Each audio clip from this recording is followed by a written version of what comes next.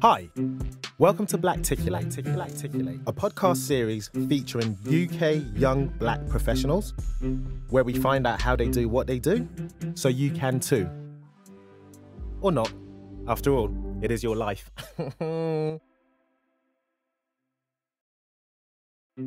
Hey guys, welcome to another episode of Blacticulate, a podcast series which features UK young black professionals, where we try to find out how they do what it is they do, so we all can too. Let's take everyone along, right? Let's not just have our own success and not bring the community with us, because that's just crazy, right? Maybe just us. Anyway, today we have an amazing lady. You might actually have heard of her name because she is officially the podcast queen. Or I like to think she is anyway. She was one that helped Blacticulate start, and she's always a big supporter of us. Her name is Renay Richardson. She's a content manager producer. She currently works for Panoply. She tells us how we can get a job in the podcast industry, what we need to look out for, what resources are available to help us along the way. So if you guys are looking to get into the podcast industry yourself, then this actually really is a great episode, because I can't think of anyone better than Renay with her wealth of experience to really help guide and give the best practice, the best piece of advice. So please, if you have any questions directly at her or at us, then do get in touch. Get in touch with us via our social media handle, which is Blacticulate across the major social media platforms, or via email, which is contact@blacticulate.com. Now that's enough about us. Let's really get into this episode because it's a fun episode. So without further ado, I bring to you Renay.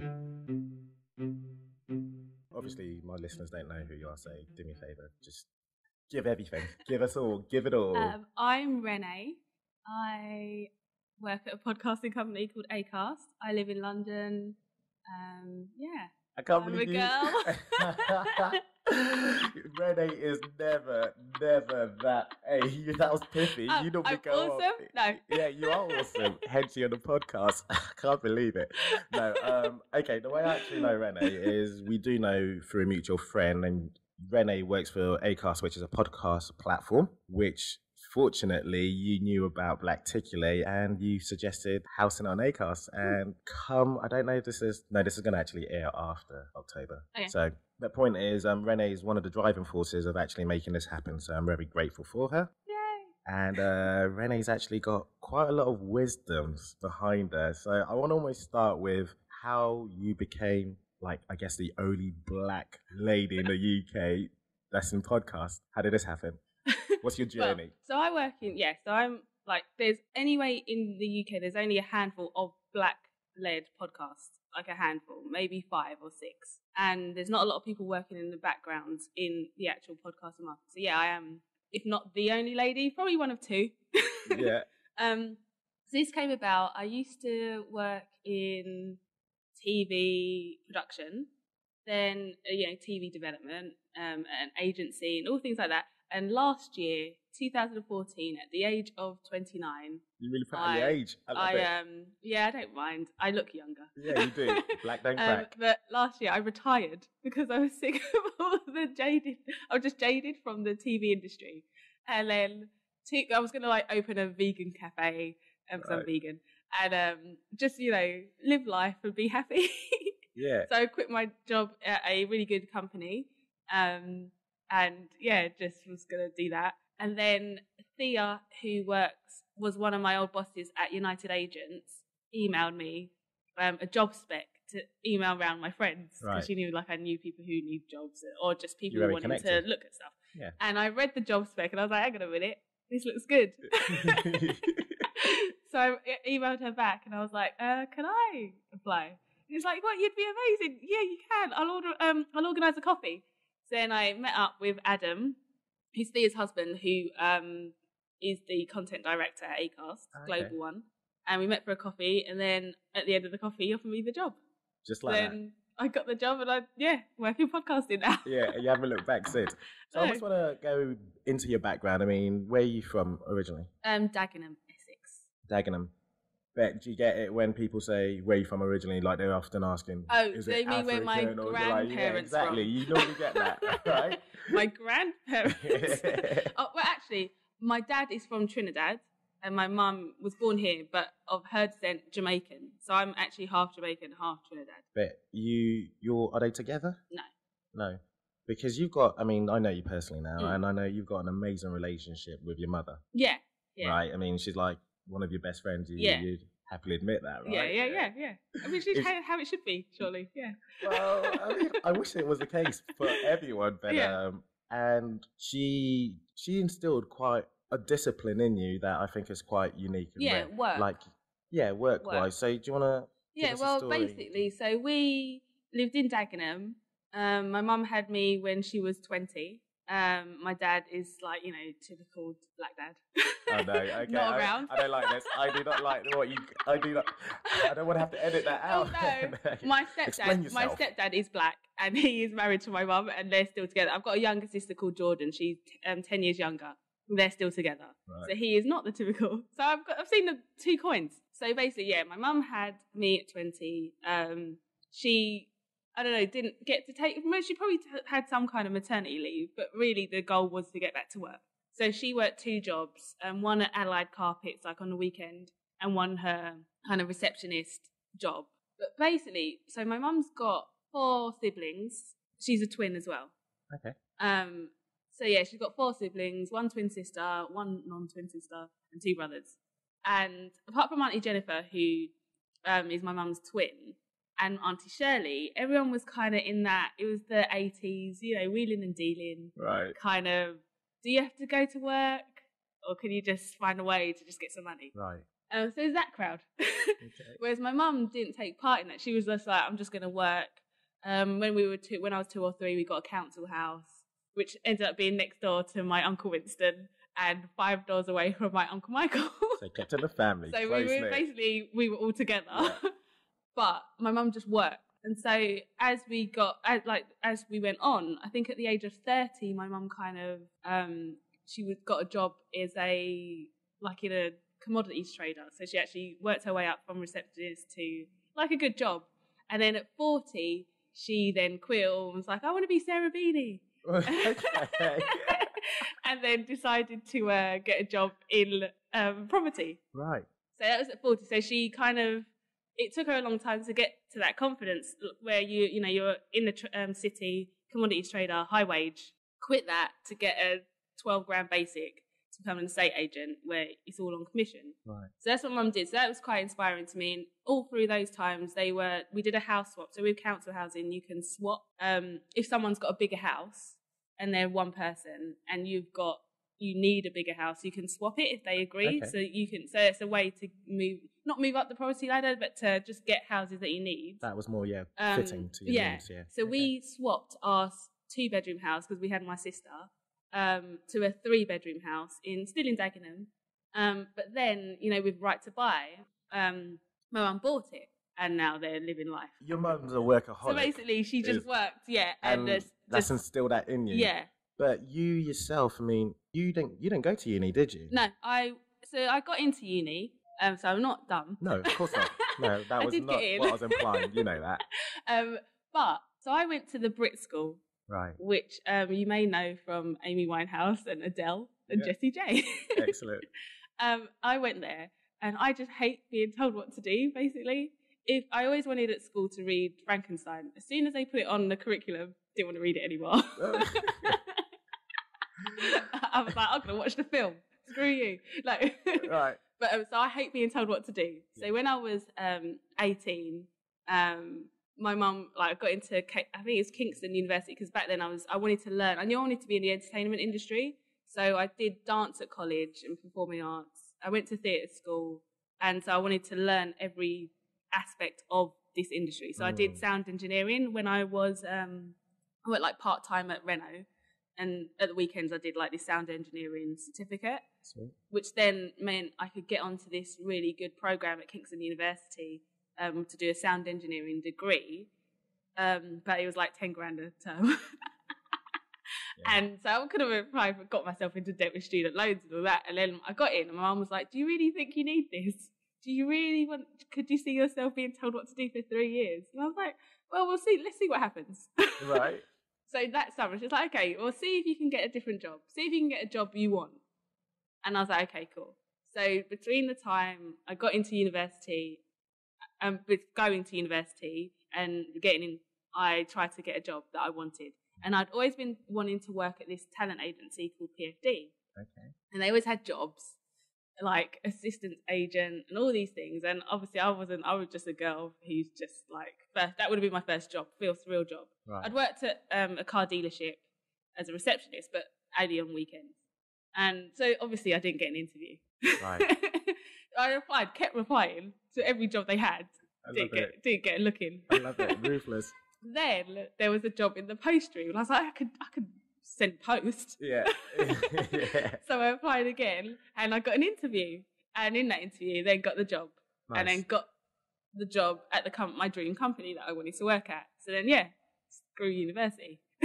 Yeah, basically. Didn't go. So you worked your way up from that job? Yeah, so I did the post room for a year and a half. So that basically in America, every single person who works at a talent agency starts in a post room. Here, we don't have that because it's just kind of, there is a lot of nepotism, which I don't hate because it's actually benefiting me now. Yeah. But here it's more who you know, did you go to Oxford or Cambridge, you get a job at a talent, because they're all talent agencies, they always have a literary arm. Right. So it's kind of, you need to be very articulate and, no, I'm not a wordsmith, I'm terrible with words, I have an Essex accent, not for me. Right. Until this point. So I got a job there and just worked my way up. I just showed them that hard work, doesn't matter how I speak, I'm willing to learn. And they just kind of, I met every single person in the company and they're all very nice and I worked with them. Like at one point, the head of film and TV was also the chairman of BAFTA.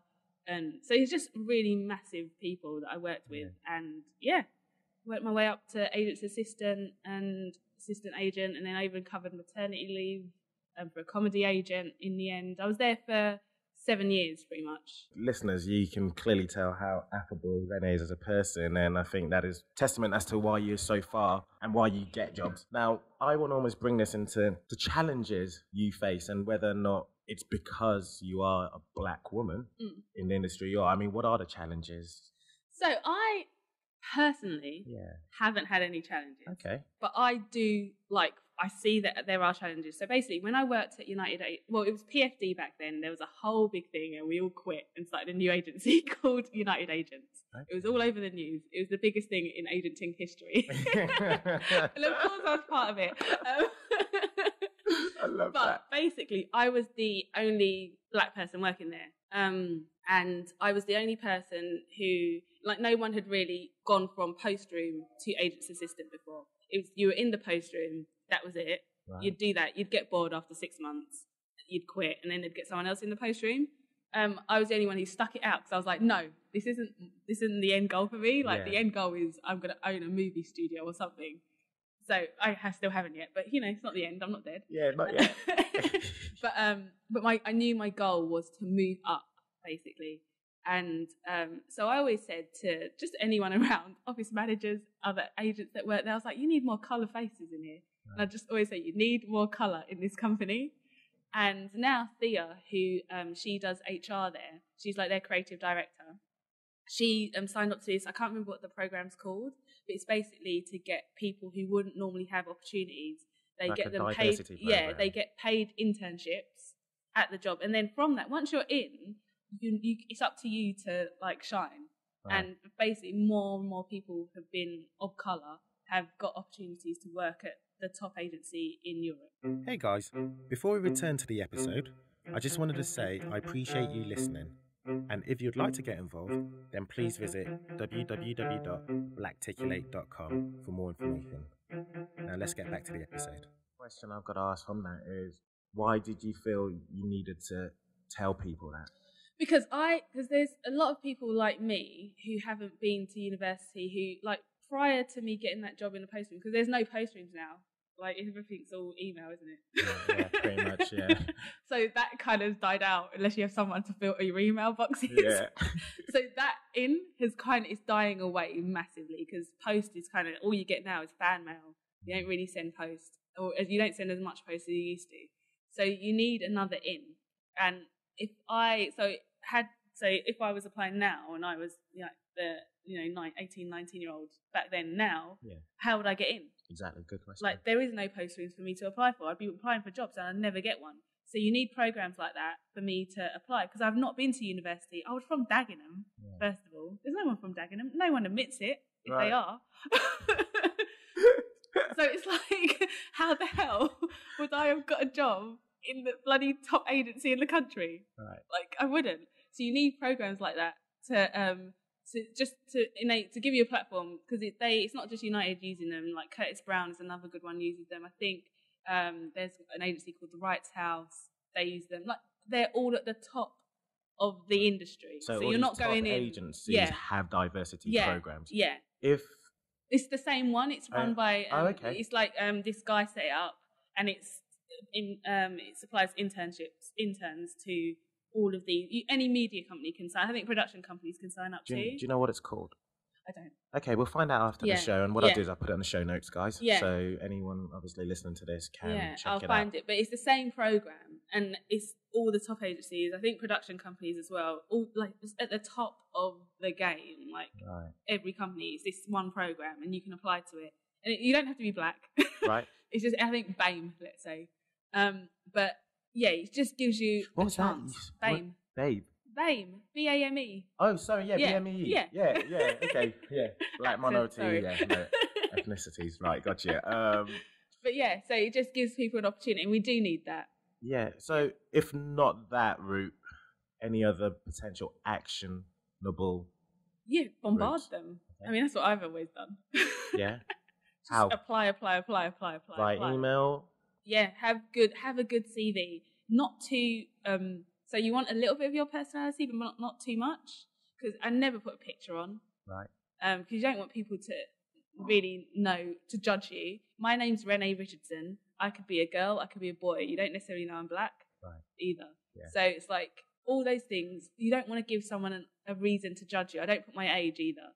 I don't use my CV now anyway. Yeah. But I mean, like, I don't think legally you're allowed to anyway. Now. Yeah, but legally you can't do a lot of things. But I had one job where I went for an interview. They're like, "Have you had any kids yet?" Oh, I prefer to take people after they've had kids. So legally, you're not meant to do that. No, that's insane.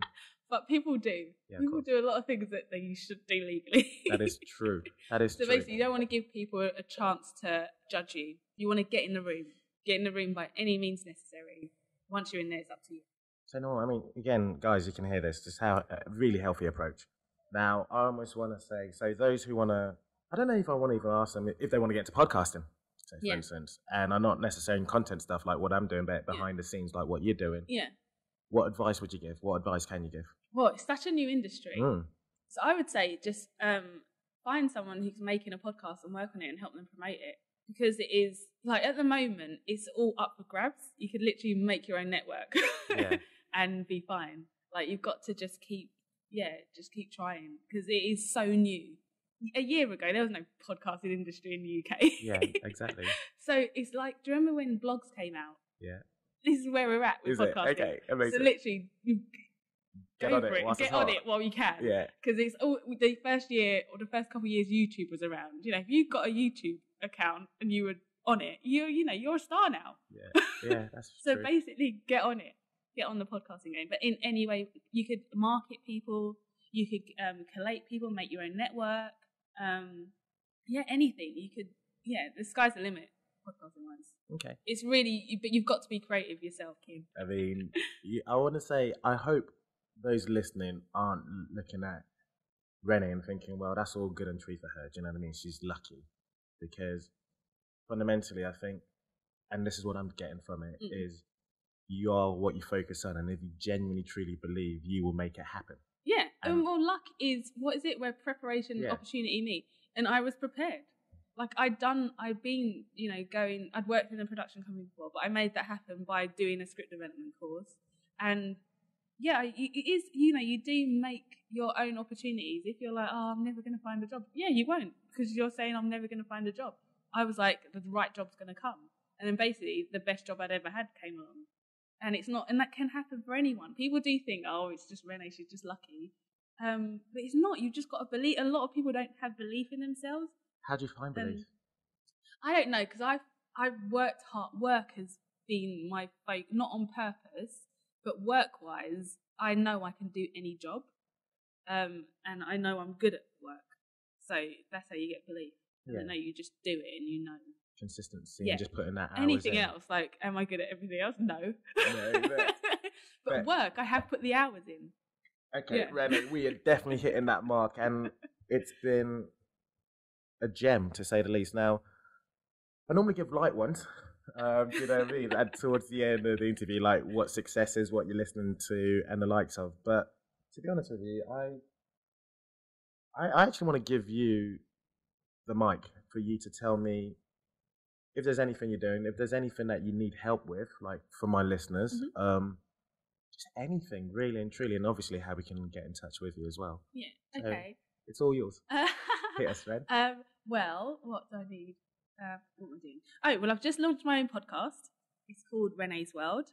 And if you listen to this on Acast, I will show Ade how to put a link in. Because that's what Acast does. We're very special. Nice. But yeah, so I just launched that. Well, not launched it yet. I'm going to launch it. Well, it'll be launched by now, by the time you're listening. I'm running. I run with Run Dem Crew. They're awesome.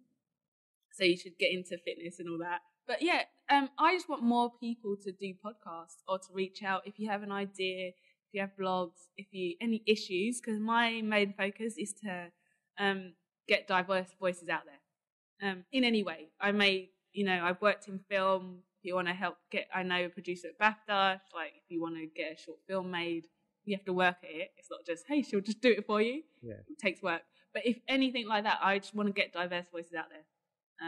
And honestly, Renay this isn't just lip service. Renay is that lady. She's all about action, as you could clearly tell. And I highly recommend guys getting in touch with her. So how can we get in touch with you? You can. So my email, I can give you my email because it's here. Renay, RENAY, @acast.com. Or I am on Twitter, but I don't really tweet a lot. But hey, why not? Renay Rich.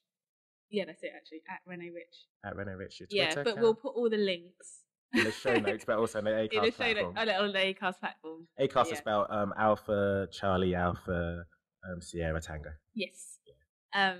But yeah, it's just that's my main focus at the moment, because it's we're kind of stifled at the moment. We kind of work against each other, the Black community, and we need to work together.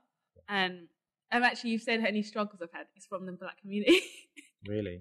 It's just very unhelpful. But we need more people just to support. It doesn't matter if you're Caribbean or African. Together, let's work together. Yeah. Like, it doesn't matter. Because from the other, we are Black. Exactly. It's like, we're all Black. Why divide? Yeah. So let's support each other, and and that's what I want to do. I want to get more people blogging. I want to get more people podcasting. I want to get more films made. I want to get more people cast in things. Yeah, we just need to work together. Yeah, 100%. That's my goal.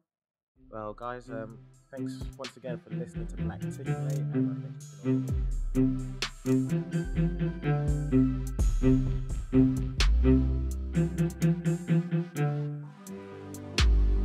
Hey guys, thanks very much for listening to this vodcast. I believe that's what it's called now, video and podcast. Or is it vidcast? Video podcast? Either way, we really appreciate you listening.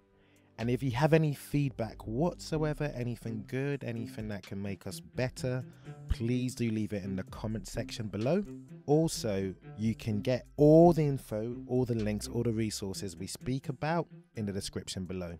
And last but not least, if you are someone who can teach us how you do what it is you do, because Blacticulate is all about empowering and upskilling the community, then please get in touch too. Thanks guys, you're the best, and stay tuned for another episode.